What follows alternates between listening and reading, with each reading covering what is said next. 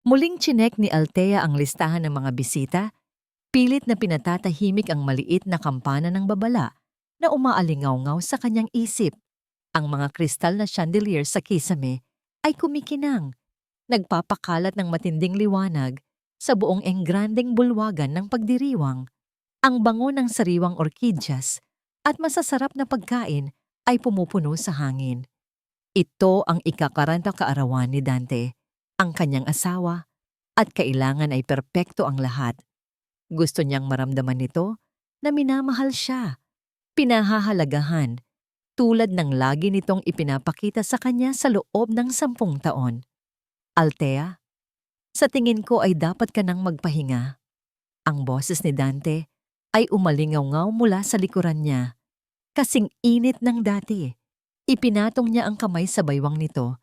Hinalikan ang buhok niya. Masyado ka nang nagpapagod. Humarap siya. Nagbigay ng isang nagniningning na ngiti. Pilit na pinapaalis ang kanyang pangamba. Kaunti na lang, Dante. Gusto kong maging espesyal ang lahat para sa'yo. Ngumiti siya. Ang nangiting iyon na dati nagpapalambot sa puso niya. Ngunit ngayon, may kakaiba. Ang mga mata niya ay lumipad sa balikat nito, patungo sa pintuan, kung saan kakapasok lang ni Jasmine, ang matalik niyang kaibigan. Ngumiti rin si Jasmine, ngunit ang ngiting iyon ay tila may lihim, isang bagay na hindi mabasa ni Althea. Dati, lubos ang tiwala ni Althea kay Jasmine. Magkaibigan sila mula pa noong kolehiyo.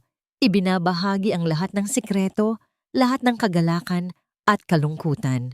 Si Jasmine ang laging unang nilalapitan niya kapag kailangan niya ng payo. Kaya bakit?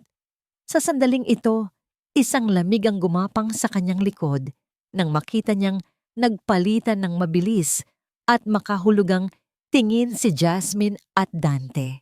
Kinagabihan, habang chinecheck ni Althea ang sound system, sunod-sunod na nag-vibrate ang telepono ni Dante sa kanyang desk. Lumabas lang siya para sagutin ang tawag, sinabing emergency call mula sa opisina. Bagaman alam niyang hindi dapat, ang pangamba na kumakain sa kanya sa loob ng ilang araw ay hindi niya mapigilan. Sinulyapan niya ang screen, isang bagong mensahe ang kakalabas lang at nakita niya ang linyang, "Hi my love." Mabilis na tumibok ang puso ni Althea. My love? Sino? Hindi kailanman tinawag siya ni Dante sa ganoong pangalan sa text at ang inisyal. Hindi niya makita ng malinaw ang nagpadala.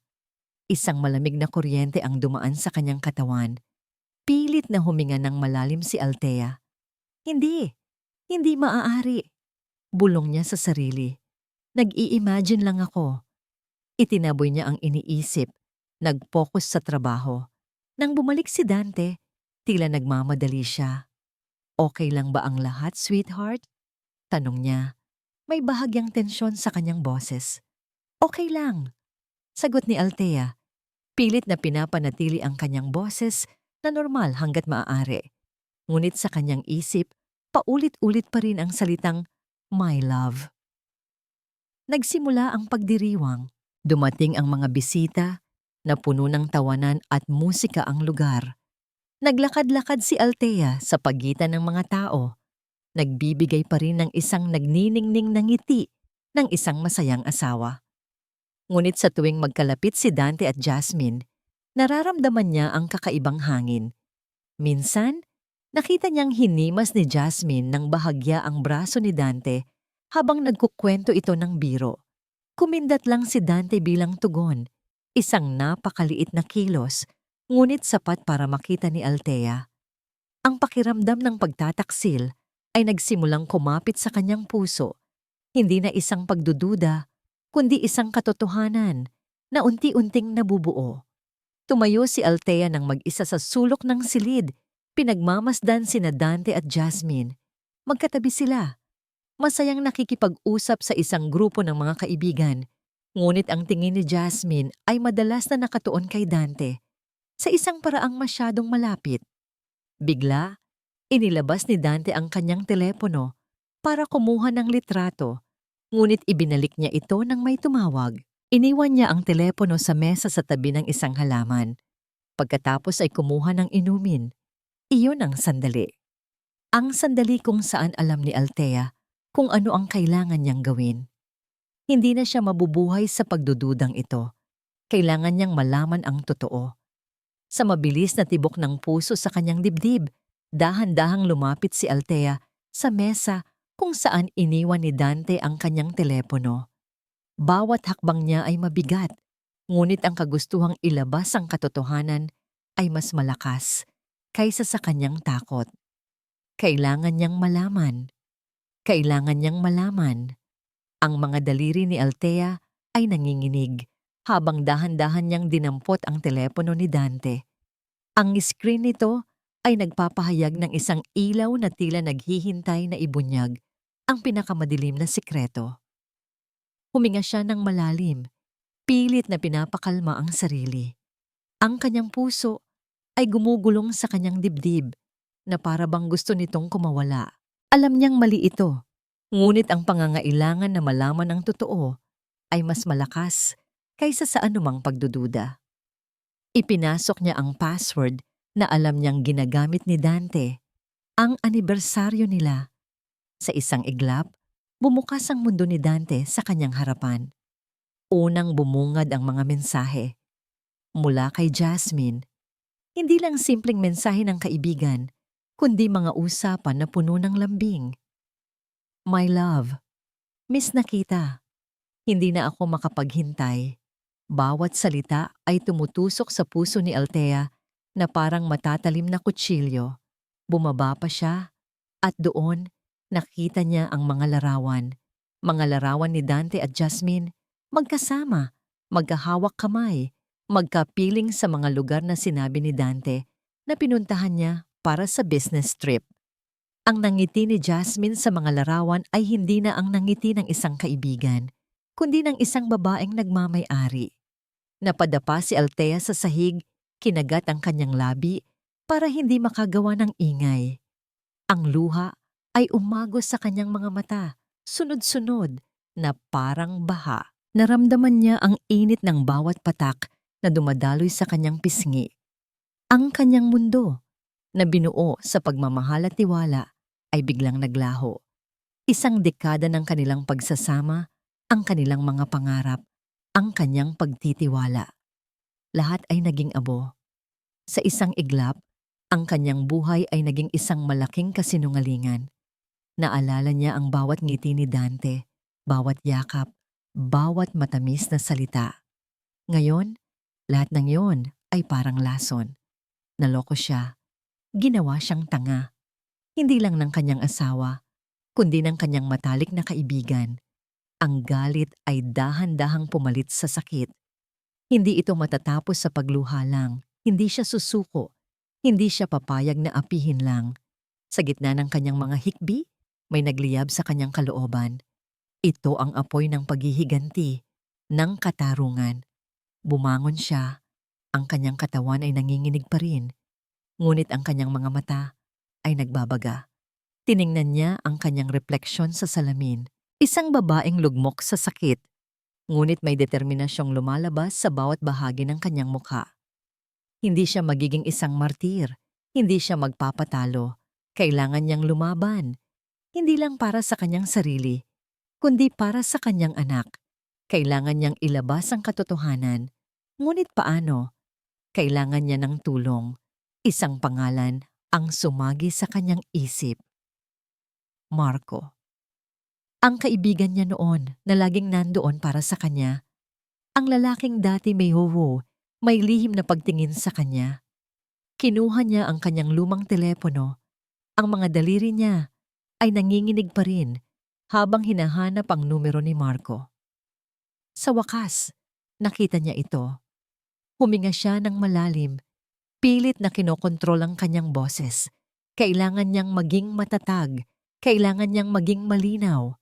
Ang tawag ay umalingaw-ngaw ng 2 beses bago ito sagutin. Hello, Althea? Ikaw ba yan? Ang boses ni Marco ay nagulat, ngunit puno ng pag-aalala. Marco? Ang boses ni Althea ay basag, ngunit may tigas. Kailangan kita. Kailangan kitang makausap. Ngayon na. May nangyari? Isang bagay na kahindik-hindik.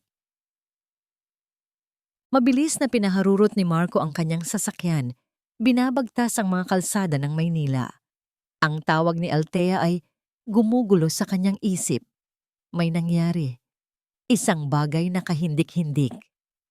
Ang kanyang boses ay basag, puno ng sakit na hindi maitago. 10 taon na rin simula nang huli silang magkausap ng matagal. Ngunit ang pagmamahal niya para kay Althea ay hindi kailanman nawala. Ito ay nanatili sa isang tahimik na sulok ng kanyang puso. Kontento na makita si Althea na masaya kahit pa sa piling ng iba. Ngayon, ang boses nito ay nagpapahiwatig ng pagdurusa at gusto niyang maging karamay. Nakarating siya sa isang tahimik na kafe na itinuro ni Althea. Pagpasok niya, agad niyang nakita si Althea na nakaupo sa isang sulok. Ang kanyang mukha ay maputla. Ang mga mata ay pamamaga. Ngunit may nakatagong apoy sa mga ito. Hindi ito ang Althea na kanyang nakilala. Ang masayahin, palangiting Althea. Ito ay isang babaeng nasaktan, ngunit may determinasyong lumaban. Althea. Lumapit siya. Ang kanyang boses ay puno ng pag-aalala. Anong nangyari? Ayos ka lang ba? Itinaas ni Althea ang kanyang ulo at sa mga mata nito, nakita niya ang isang karagatan ng sakit at galit. Marco, nagsimula siya. Ang kanyang boses ay nanginginig. Hindi ako ayos. Hindi ako kailanman naging ayos. Ibinahagi ni Althea ang lahat. Ang kanyang mga pagdududa, ang kanyang pagtuklas sa telepono ni Dante, ang mga larawan, ang mga mensahe. Ipinakita niya kay Marco ang ebidensya at habang tinitingnan ni Marco ang mga larawan ni Dante at Jasmine, isang pakiramdam ng disgusto at galit ang bumalot sa kanya. Hindi lang dahil sa pagtataksil kay Althea, kundi dahil sa pagtataksil ng kaibigan sa kanyang matalik na kaibigan. Ang Mr. Perfect na si Dante, ang kanyang naging karibal, sa puso ni Althea noon ay isa lang palang manloloko. Hindi ko lang maintindihan, Marco. Patuloy ni Althea ang luha ay muling umagos. Paano nagawa ni Jasmine ito sa akin? Siya ang matalik kong kaibigan. Hinawakan ni Marco ang kamay ni Althea. Pilit na ipinaparamdam ang kanyang presensya. Althea, hindi mo kasalanan ito. Sila ang nagkasala at hindi mo kailangan itong harapin ng mag-isa. Napatingin sa kanya si Althea. Kailangan ko ng tulong mo, Marco. Kailangan ko ng ebidensya. Kailangan kong ilabas ang katotohanan. Gusto kong magbayad sila. Ang kanyang mga mata ay nagliliyab sa determinasyon. Nag-isip si Marco. Bilang isang mahusay na engineer sa teknolohiya, alam niyang marami siyang magagawa. Althea, sige, tutulungan kita. Hindi ako papayag na apihin kanila. Ngunit kailangan nating maging matalino. Kailangan nating magplano ng maingat. Sinimulan nilang balangkasin ang plano. Si Marco ang magiging utak sa likod ng operasyon. Nagbigay siya ng mga ideya para sa mga nakatagong kamera, voice recorder, at kung paano makukuha ang mga digital na ebidensya nang hindi nahahalata. Kailangan nating kumuha ng mas maraming ebidensya, Althea. Hindi lang para sa diborsyo, kundi para sa karapatan mo sa anak mo at para sa hustisya. Habang nakikinig siya sa bawat salita ni Althea, naalala ni Marco ang mga araw na lihim siyang nagmamahal dito. Ang sakit na nakita niya sa mga mata ni Althea ay nagpaguho sa kanyang puso. Pero sa gitna ng lahat ng ito, may isang maliit na spark ng pag-asa, ang sumisibol. Ito ang kanyang pagkakataon na patunayan kay Althea na mayroong pagmamahal na totoo at tapat. Althea, huwag kang mag-alala, sabi ni Marco. Pinisil ang kamay nito ng mahigpit. Hindi ko sila hahayaang makalusot, pero kailangan nating maging maingat. Magsisimula tayo ngayon. Ang mga sumunod na araw ay naging isang serye ng sikretong operasyon para kina Althea at Marco. Puno ng pag-iingat at tensyon. Sa gabing tahimik, habang mahimbing na natutulog si Dante, maingat na inilalagay ni Althea ang maliliit na camera at voice recorder sa opisina nito sa bahay, sa kwarto, at maging sa sasakyan. Bawat galaw ay may takot na baka mahuli, ngunit mas malaki ang kanyang determinasyon. Ginagabayan siya ni Marco sa bawat hakbang. Tinitiyak na ang bawat aparato ay nakakonekta sa isang secure na server na siya lang ang makaka-access. Isang hapon, habang si Althea ay nag-iisang nanonood ng live feed mula sa opisina ni Dante, nakita niya ang kanyang asawa na kausap si Jasmine sa telepono. Ang boses ni Dante ay bumubulong, "Hindi, walang nakakaalam. Walang pwedeng makaalam tungkol sa ating nakaraan, Jasmine, lalo na tungkol sa pera." Nanigas si Althea. Ano ang ibig sabihin nito? Anong nakaraan? Anong pera? Ibinahagi niya agad ito kay Marco. Matiyagang hinukay ni Marco ang financial records ni Dante gamit ang kanyang mga kasanayan sa teknolohiya. Ilang araw ng walang tulog na pagtatrabaho at sa wakas, may natuklasan siya. "Althea, may nakita akong kakaiba dito," sabi ni Marco sa tawag. Mayroong malaking halaga ng pera na inilipat si Dante sa isang offshore account 10 taon na ang nakakaraan bago pa kayo ikasal. Tapos bigla itong nawala. At may kaugnayan ito sa isang lumang kaso ng financial fraud na mabilis na binaliwala. Napailing si Althea. "Financial fraud? Marco, ano ang sinasabi mo?" Hindi niya maintindihan. Kilala niya si Dante bilang isang ambisyoso. Oo, ngunit hindi bilang isang kriminal. "Hindi ko pa masabi ng eksakto, Althea. Pero may kinalaman ito sa isang maliit na kumpanya noon na biglang nalugi pagkatapos ng isang investment scam. Ang pangalan ni Dante ay nabanggit sa investigasyon, ngunit mabilis itong nawala. Para bang may nagtakip." Ang pakiramdam ni Althea ay para siyang sinasaksak muli. Hindi lang siya niloko ni Dante bilang asawa, kundi itinatago pa nito ang isang madilim na nakaraan. Ang lalaking pinakasalan niya, ang ama ng kanyang anak, ay may baho palang taglay. Samantala, napansin ni Jasmine ang pagbabago sa kilos ni Althea. Hindi na ito madalas tumatawag at kapag nagkikita sila, ang mga ngiti ni Althea ay pilit at ang kanyang mga mata ay blangko. Isang araw, nang dumalaw si Jasmine sa bahay, sinubukan niyang yakapin si Althea, ngunit umiwas ito. "Althea, ayos ka lang ba? Tila malalim ang iniisip mo lately." Tanong ni Jasmine. May pag-aalala sa kanyang boses, ngunit mayroon ding bahid ng takot.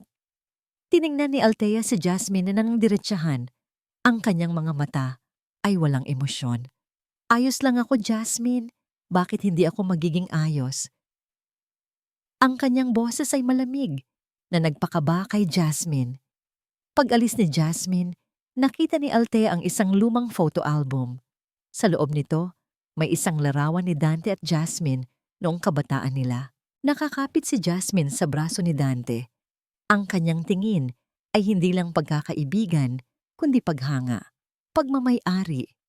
Mas matagal pa yon kaysa sa relasyon nila ni Dante. Doon naintindihan ni Althea. Ang pagtataksil ni Jasmine ay hindi biglaan, kundi matagal nang umusbong na inggit at pagnanasa. Ang lahat ay nagsisimulang magkakonekta. Ang nakaraan ni Dante, ang matagal ng pagtingin ni Jasmine. Hindi lang ito tungkol sa isang affair. Ito ay tungkol sa isang mas malalim na plano, isang mas malaking kasinungalingan na binuo sa loob ng maraming taon. Nanginginig ang mga kamay ni Jasmine habang hawak ang telepono. "Dante, sigurado kang may alam na siya?" Bulong niya. Ang kanyang boses ay halos hindi marinig. Ang tingin niya sa akin, iba na, para siyang yelo. Sa kabilang linya, kalmado si Dante, ngunit may bahid ng tensyon sa kanyang boses. "Kalma ka lang, Jasmine. Hindi pa siya sigurado. May hinala lang siya. Kailangan nating kumilos ngayon bago pa niya malaman ng lahat." Nasa isang lihim na condominium unit sila, ang kanilang tagpuan. Pinag-uusapan nila ang kanilang susunod na hakbang matapos mapansin ang kakaibang kilos ni Althea. Napansin din ni Dante ang ilang maliliit na aparato sa kanyang opisina na nagpatunay sa kanyang hinala.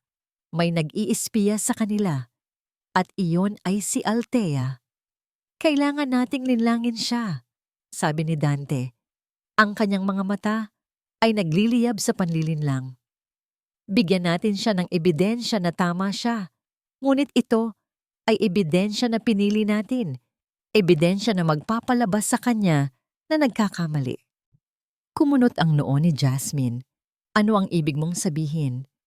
Magpapanggap tayong naghihiwalay, paliwanag ni Dante. Magtatago tayo ng mga ebidensya ng ating pagtatapos. Mga text, sulat, kahit video. Pagkatapos, hahayaan nating matuklasan niya ang mga ito. Maniniwala siyang tama ang hinala niya. Ngunit ang tunay na plano ay baliwalain ang lahat ng ebidensya niya dahil sa pagtatapos ng ating relasyon. Ang ideya ay mapanlinlang at isang ngiti ang unti-unting lumabas sa labi ni Jasmine. Gusto ko yan. Sisiguraduhin nating siya ang magmumukhang tanga. Siya ang magmumukhang may problema sa pag-iisip. Nagsimula silang mag-ensayo. Gumawa sila ng mga text messages kung saan kunwari ay naghihiwalay sila. Tapusin na natin ito, Jasmine. Hindi ito tama. Sana maintindihan mo, Dante. Ang sakit, pero kailangan nating gawin ito. Nagvideo pa sila ng kunwaring pag-aaway, puno ng drama at luha na pinakita nilang nagkakamayan para sa kapayapaan. Mayroon pa silang ginamit na isang kaibigan ni Dante na nagpanggap bilang isang bagong pag-ibig ni Jasmine para mas lalong magmukhang totoo ang hiwalayan nila. Sa mga sumunod na araw, maingat na inilagay ni Jasmine ang mga ebidensya sa mga lugar na alam niyang matutuklasan ni Althea. Isang kunwaring sulat ng paalam ni Dante na nakalagay sa kanyang desk. Isang video ng pagtatapos ng kanilang relasyon sa isang hidden folder sa computer ni Dante na alam ni Jasmine na mahahanap ni Althea. Dumating si Jasmine sa bahay ni Althea, dala ang isang basket ng prutas, nagpapanggap na nag-aalala. Althea, bakit hindi ka sumasagot sa mga tawag ko? Nag-aalala ako sa iyo. Ang kanyang boses ay malambing, ngunit ang kanyang mga mata ay pinagmamasdan ang bawat reaksyon ni Althea. Althea, gaya ng inaasahan, ay nagbigay lang ng pilit na ngiti. Ayos lang ako, Jasmine. Marami lang akong iniisip. Nag-alala ako kay Dante, sabi ni Jasmine, pilit na pinipigilan ang kanyang ngiti. Kanyang ngiti, tila malungkot siya lately. May problema ba kayo? Tinitigan ni Althea si Jasmine. Ang kanyang mukha ay blanko. Ngunit sa loob, naramdaman ni Jasmine ang tensyon. Gustong-gusto niyang sabihin sa kanya ang totoo, na alam niya ang lahat. Pero hindi. Hindi ito ang oras. Hindi ito ang lugar. Nang gabing iyon, matapos ang isang matamis na pagpapanggap, na paghingi ng tawad mula kay Dante, na para bang nagsisisi ito sa kanyang mga pagkakamali, at sinabing gusto nitong ayusin ang lahat, nakita ni Althea ang isang hidden folder sa kanyang laptop. Sa loob nito, naroon ang video yun ng paghihiwalay ni Dante at Jasmine. Pinanood niya ito at sa bawat eksena ng sakit at pagpapaubaya, isang tanong ang bumubulabog sa kanya. Totoo ba ito? O isa lang itong mapanlinlang na palabas? Pinanood ni Althea ang ebidensyang video ni Dante at Jasmine. Ang kanilang mga mukha ay puno ng sakit. Ang kanilang mga salita ay puno ng panghihinayang. At ang kanilang paghihiwalay ay tila puno ng drama. Ngunit sa bawat eksena, may isang bahagi sa puso ni Althea na tumatanggi. Masyadong perpekto, masyadong pilit. Isang pilit na pagtatanghal ng emosyon. Nababaliw na ba ako, Marco? Tanong niya sa tawag. Ang kanyang boses ay puno ng pagdududa. Nakita ko ang video. Sinabi nilang tapos na sila. Tama ba ang hinala ko? Nagkamali ba ako? Baka nag-i-imagine lang ako ng lahat ng ito. Mabilis na sumagot si Marco. Huwag kang maniwala dyan, Althea. Ito ay isang bitag. Sinusubukan lang nila na pagdudahan mo ang iyong sarili. Mas marunong ka dyan. Ibinahagi ni Marco ang kanyang pagsusuri. Ang mga video na yan ay masyadong clean. Walang tunay na galit, walang totoong sakit. Para silang umaarte. Alam nilang naghahanap ka ng ebidensya, kaya binigyan ka nila ng isang bagay na madaling mahanap, isang bagay na magpapalabas sa iyo na ikaw ang may problema. Naalala ni Althea ang mga ngiti ni Jasmine, ang matamis na boses ni Dante habang nagsisisi. Naramdaman niya ang init ng kahihiyan na gumagapang sa kanyang leeg. Halos mahulog siya sa kanilang patibong. Halos maniwala siya sa kanilang mga kasinungalingan. Napakatuso, napakarahas. Ang sakit, Marco. Bulong niya. Ang sakit na makita kung gaano sila katuso. Hindi ko akalain na kaya nilang gawin ito sa akin. Althea, ang iyong galit ay ang iyong lakas. Mariing sabi ni Marco. Huwag kang papayag na apihin ka nila. Huwag mong hayaang manalo sila sa panlilinlang na ito. Mas malakas ka kaysa rito. Sa mga salita ni Marco, unti-unting bumalik ang kanyang determinasyon. Tama si Marco. Hindi siya nagkakamali. Ang panlilinlang na ito ay nagpapatunay lang na mayroon silang itinatago. At ito ay malaki. Ang kanyang panloob na boses ay sumisigaw na nagsasabing, lumaban ka, Alta. Ano ang gagawin natin? Tanong ni Althea. Ang kanyang boses ay mas matatag na. Kailangan nating mag-focus sa totoong ebidensya. Paliwanag ni Marco. Ang mga financial records ni Dante, ang mga lihim na tawag, ang mga lugar na pinupuntahan nila na hindi nila maaaring i-fake. Kailangan nating gamitin ang mga device na inilagay mo para kumuha ng undeniable proof. Naalala ni Althea ang mga detalye ng nakaraan ni Dante na natuklasan ni Marco. Ang kaso ng financial fraud, ito ang kanyang susi. Hindi ito maaaring i-fake. Hindi ito maaaring itago. Sige Marco, sabi ni Althea. Hindi na ako magpapaligoy-ligoy pa. Kailangan kong malaman ang lahat bago ang birthday party ni Dante.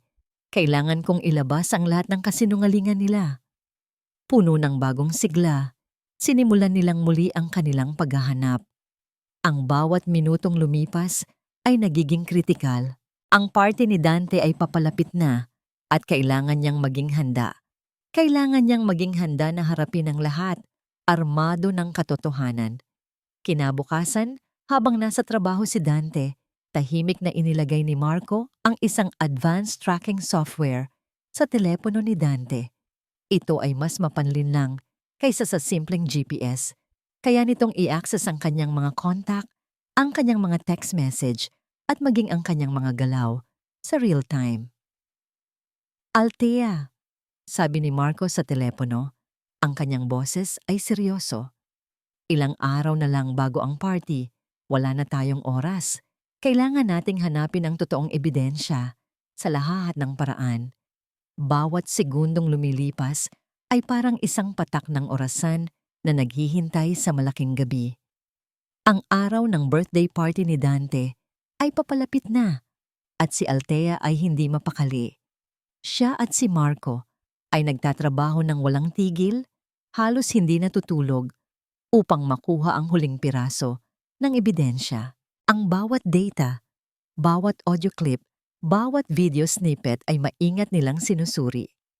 Mula sa tracking software na inilagay ni Marco, natuklasan nilang madalas magkita sina Dante at Jasmine sa isang pribadong restaurant na nakarehistro sa ilalim ng isang shell corporation. Bukod pa rito, mayroon din silang nakuha ng mga tawag at text messages na hindi na maaring itago bilang pagtatapos ng relasyon. Ito ay mga plano. Mga plano para sa hinaharap. Althea, tingnan mo ito, sabi ni Marco. Ang kanyang boses ay puno ng galit. Pinakita niya kay Althea ang isang spreadsheet. Ito ay ang financial records ng isang maliit na kumpanya. Tila, si Dante ay naglilipat ng malaking halaga ng pera mula sa kumpanya niya sa mga accounts na nakapangalan kay Jasmine. Ito ay embezzlement. Ang dibdib ni Althea ay nanikip. Hindi lang pagtataksil sa kanya kundi pagnanakaw sa kanyang kumpanya.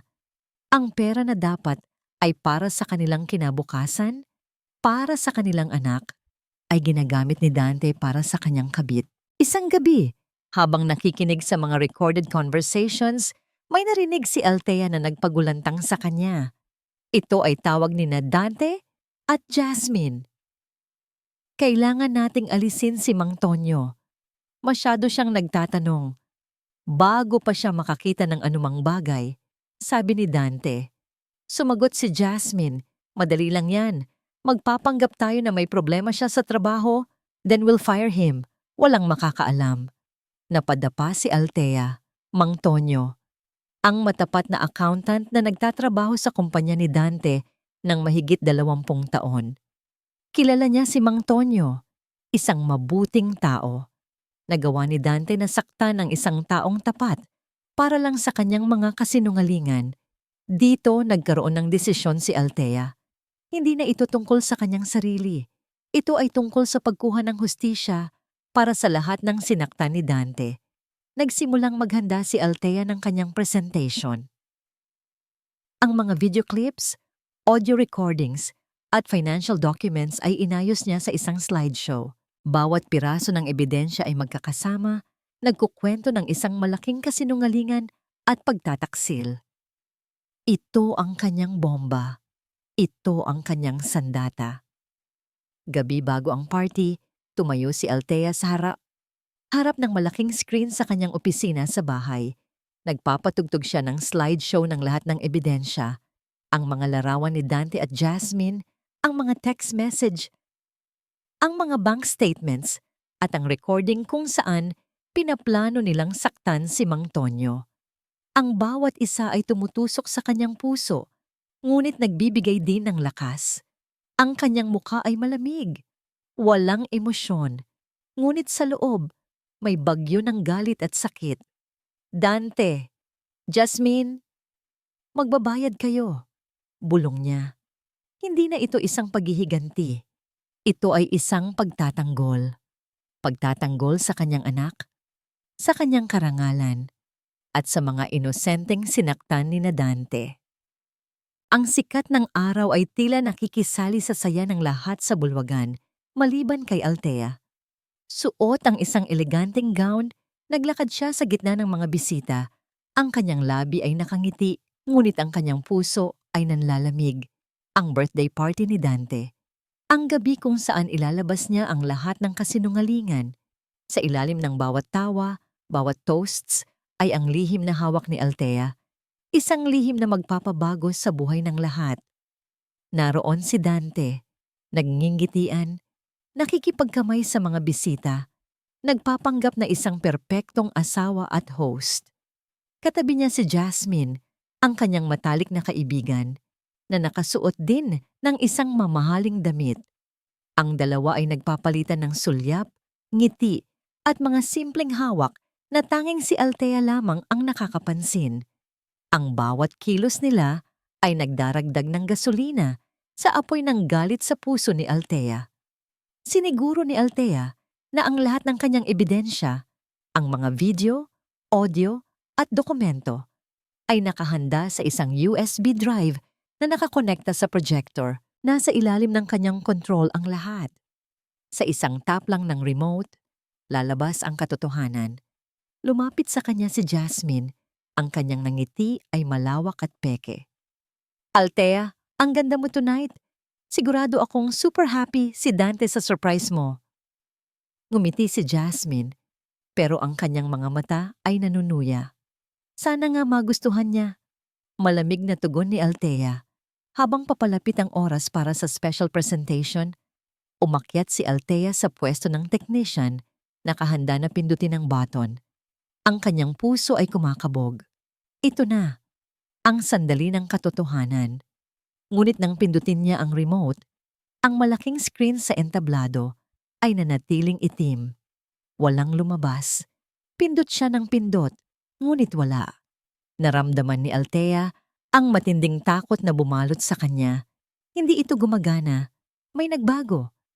Mula sa kanyang peripheral vision, nakita niya si Dante at Jasmine na nagpalitan ng isang mabilis, panalo na tingin. Nagplano sila. Alam nilang gagawin niya ito. Napatay nila ang sistema. Nagsimulang tumindig ang balahibo ni Althea. Nagapi siya. Muli, sa gitna ng kanyang pagkabigla, umakyat si Dante sa entablado. Kinuha ang mikropono. Mga kaibigan, pamilya, salamat sa pagdating ninyo sa aking ika-40 kaarawan. Nagsimula si Dante. Ang kanyang boses ay puno ng kagalakan. Ngunit bago tayo magpatuloy, meron akong isang espesyal na anunsyo. Isang anunsyo ng pagmamahal sa aking asawa, si Althea. Naglakad siya patungo kay Althea. May hawak na malaking bouquet ng pulang rosas. Althea, mahal ko. Sa loob ng 10 taon, ikaw ang aking ilaw, ang aking inspirasyon. Ikaw ang pinakamagandang bagay na nangyari sa akin. Inabot niya kay Althea ang mga bulaklak at hinalikan siya sa noo. Ipinapangako ko, walang magbabago sa pagmamahal ko sa'yo. Nakatayo si Althea doon. Hawak ang mga bulaklak, ang kanyang isip ay blangko. Ang mga kamera ay nakatutok sa kanya. Ang mga ngiti ng mga bisita. At sa likuran ni Dante, nakita niya si Jasmine. Ang kanyang mukha ay may pilyong ngiti. Kumindat kay Althea. Isang mapanuyang kindat. Naramdaman ni Althea na para siyang nasa isang malaking tanghalan at siya ang bida sa isang trahedya. Nilinlang siya. Ginawa siyang katawa-tawa. Sa harap ng lahat. Ang kanyang mga plano ay naglaho. Ang kanyang katarungan ay nawala. Hindi niya kinaya. Binaba niya ang mga rosas. At walang sabi-sabi, tumakbo siya palabas ng bulwagan. Iniwan ang lahat ng tawa at kanta. Narinig niya ang pagtawag ni Marco sa kanyang pangalan, ngunit hindi siya lumingon. Ang kanyang mundo ay gumuho muli. Ang liwanag sa courtroom ay malamig at malupit. Sumasalamin sa kawalang awa ng mga nagaganap sa loob. Ilang araw matapos ang kahihiyan sa birthday party ni Dante, nagsampa ng kaso si Althea para sa diborsyo at custody ng kanilang anak. Ang kanyang mundo, na dati puno ng pag-asa at pagmamahal, ngayon ay naging isang madilim na larangan ng digmaan. Nakaupo si Althea sa kanyang upuan. Ang kanyang likod ay tuwid, ngunit ang kanyang mga kamay ay nanginginig sa ilalim ng mesa. Sa tapat niya ay si Dante, nakasama si Jasmine. Ang dalawa ay nagpapalitan ng mga sulyap na para bang nagpapatunay sa kanilang pagkakaisa. Ang presensya ni Jasmine sa courtroom ay isang tahimik na panunuya, isang pahayag ng kanilang kapangyarihan. Nagsimula ang paglilitis. Ang abogado ni Dante ay isang batikang jurist, kilala sa kanyang kakayahang baligtarin ang sitwasyon. Ibinuhos niya ang lahat ng kanyang galing. Pinagtatawanan ang mga ebidensya ni Althea. Sinasabing ang lahat ay pagmamalabis ng isang asawang selosa. Your Honor, sabi ng abogado ni Dante, ang kanyang boses ay may kumpiyansa. Ang aking kliyente, si Mr. Dante Alcantara, ay isang respetadong negosyante at isang responsableng ama. Ang mga paratang ng ginang Althea ay walang batayan at gawa-gawa lang ng isang babaeng emosyonal at unstable. Naramdaman ni Althea ang matinding galit na umakyat sa kanyang ulo. Unstable? Siya? Ang mga ebidensya na pinaghirapan nilang makuha ni Marco ay tila nagiging walang saysay sa ilalim ng pananalita ng abogado. Si Marco ay nakaupo sa likuran ni Althea. Ang kanyang mukha ay puno ng pag-aalala. Sa bawat pagsisinungaling na lumalabas sa bibig ng abogado ni Dante, nakikita ni Marco ang sakit sa mata ni Althea. Ngunit nanatili siyang tahimik. Alam niyang may plano, si Althea. Nang tawagin si Althea para magbigay ng testimonya, sinubukan niyang maging kalmado. Sinagot niya ang bawat tanong ng may dignidad, sinabi ang totoo, ipinakita ang kanyang mga ebidensya. Ngunit ang abogado ni Dante ay bihasang-bihasa sa pagmanipula. Ginang Althea? Tanong ng abogado ni Dante. Hindi po ba't nagkaroon kayo ng matinding emosyonal na problema kamakailan? Hindi po ba't kayo ay nagkaroon ng labis na pag-aalala Sa inyong asawa na humantong sa pag-install ng mga surveillance devices sa inyong sariling bahay? Naghahanap lang po ako ng katotohanan, sagot ni Althea. Ang kanyang boses ay medyo nanginginig. O baka naman po ay paranoia lang ng isang asawang labis na naiinggit sa tagumpay ng kanyang asawa? Diretsyang tanong ng abogado na sinundan ng isang mahinang tawa mula sa panig ni Dante at Jasmine. Ang pinakamalaking takot ni Althea ay nang ibalita ng kanyang abogado. Althea, may problema tayo. Pinaplano nilang gamitin ang pag-install mo ng mga device bilang ebidensya na hindi ka mentally stable. Posibleng mawalan ka ng custody ng anak mo. Napadapa si Althea.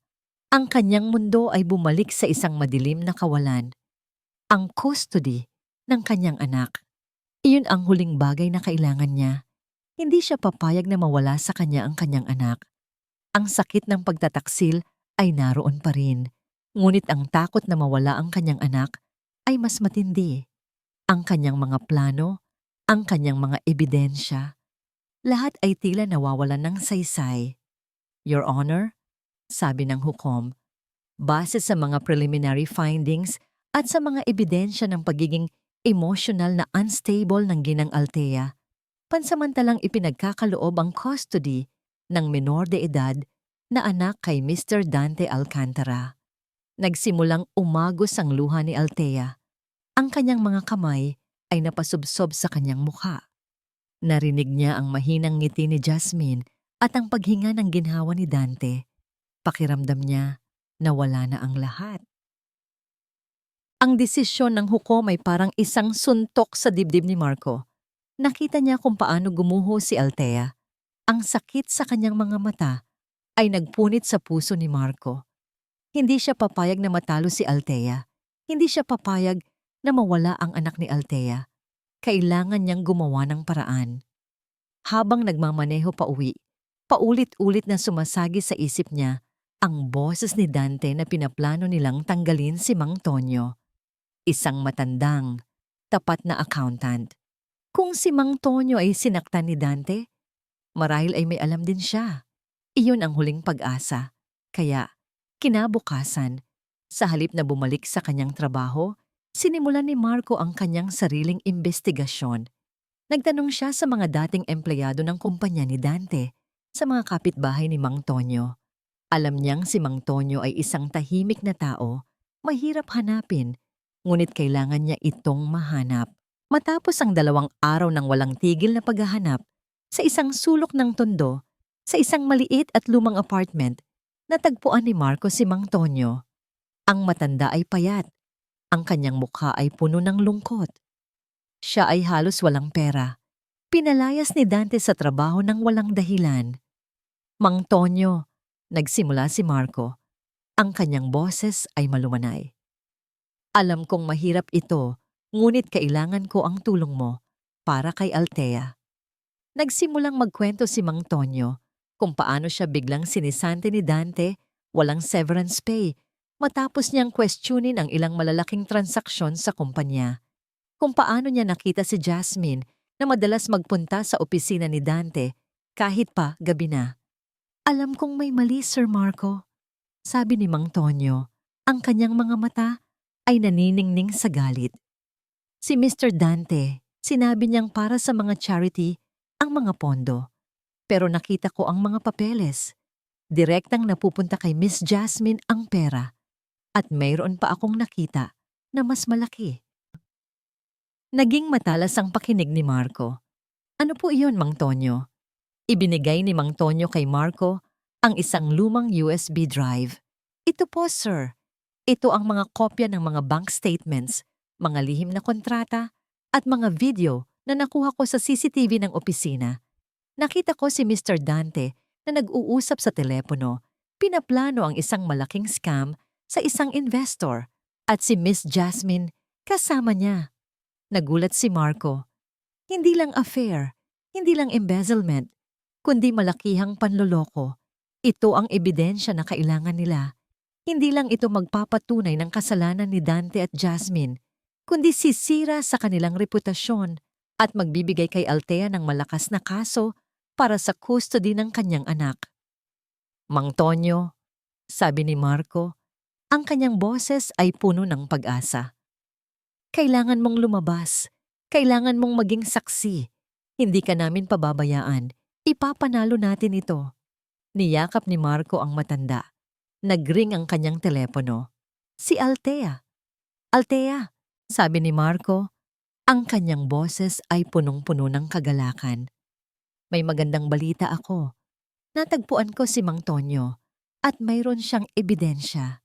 Ebidensya na magpapabago sa lahat. Sa kabilang linya, narinig niya ang hikbi ni Althea. Hindi na hikbi ng sakit, kundi hikbi ng pag-asa. Kinabukasan, sa pagpapatuloy ng paglilitis, umupo si Dante at Jasmine sa kanilang upuan.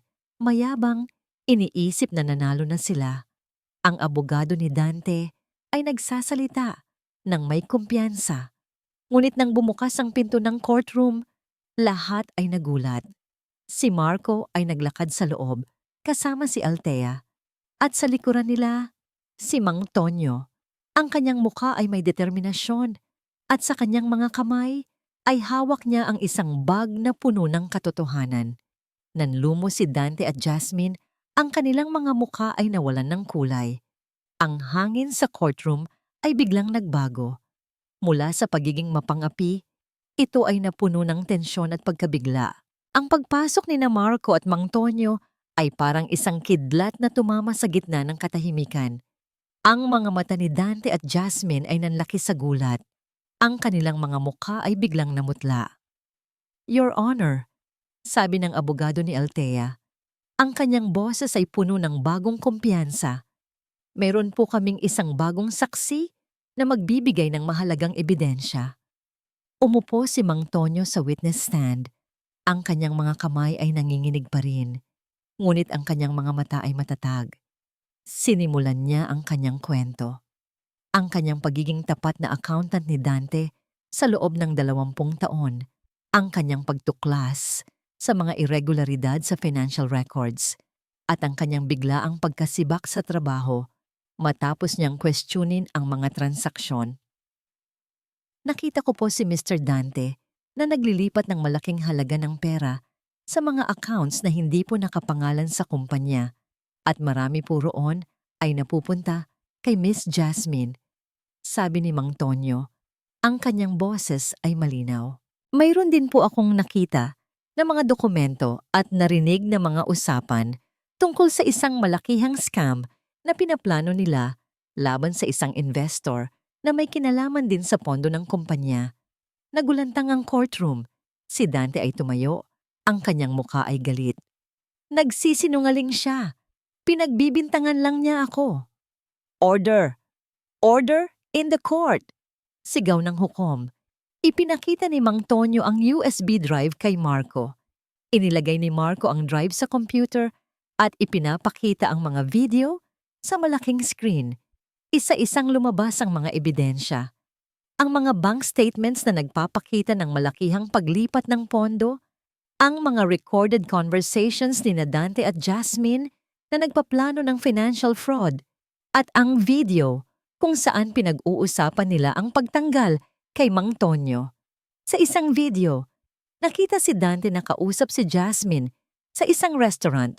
Pinagpaplanuhan kung paano nila ipepike ang mga reports para sa mga investor. Ang nangiti ni Jasmine ay puno ng pagmamataas. Ang kanyang mga mata ay nanlilinlang. Sa isa pang video, nakita ang dalawa na nagpapalitan ng mga lihim na yakap at halik na nagpapabulaan sa kanilang paghihiwalay na ipinakita nila kay Althea. Nagsimulang magpalakpakan ang mga tao sa loob ng courtroom, ngunit agad silang pinatahimik ng hukom. Si Dante at Jasmine ay nanatiling tahimik sa kanilang mga upuan. Ang kanilang mga mukha ay namutla. Ang kanilang mga pangarap ay nawasak. Ang abogado ni Dante ay walang nagawa. Base sa mga bagong ebidensya at testimonya, sabi ng hukom, ang kanyang boses ay matatag. Ang korte ay naniniwala na mayroong matibay na batayan para sa mga paratang ng ginang Althea. Ipinagkakaloob ng korte ang full custody ng menor de edad na anak kay Ginang Althea. Bukod pa rito, si Mr. Dante Alcantara ay inuutusan na magbayad ng sustento at suporta sa kanyang asawa. Ang kasong ito ay ire-refer din sa kinauukulang ahensya para sa investigasyon ng financial fraud at embezzlement. Ang huling bahagi ng desisyon ay tumama kay Dante na parang isang martilyo. Hindi lang siya nawalan ng asawa at anak, kundi mawawalan din siya ng kalayaan at reputasyon. Si Jasmine ay napasubsob sa kanyang mga kamay. Ang kanyang mga pangarap ng kayamanan at kapangyarihan ay naglaho sa isang iglap. Niyakap ni Althea ang kanyang anak na bigla na lang dumating sa courtroom kasama ang kanyang lola. Ang kanyang puso ay puno ng sakit at ginhawa. Ang laban ay tapos na. Nanalo siya. Ngunit ang tagumpay ay may kaakibat na malaking sakit. Habang papalabas sila ng courtroom, nakita niya si Marco nakatayo sa isang sulok, nakangiti.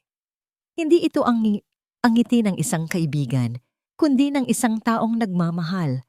Nakita niya ang pag-asa sa mga mata nito at sa unang pagkakataon, sa mahabang panahon, naramdaman ni Althea ang isang maliit na kislap ng liwanag sa loob niya. Ang daan patungo sa paggaling ay mahaba pa, ngunit hindi na siya mag-isa.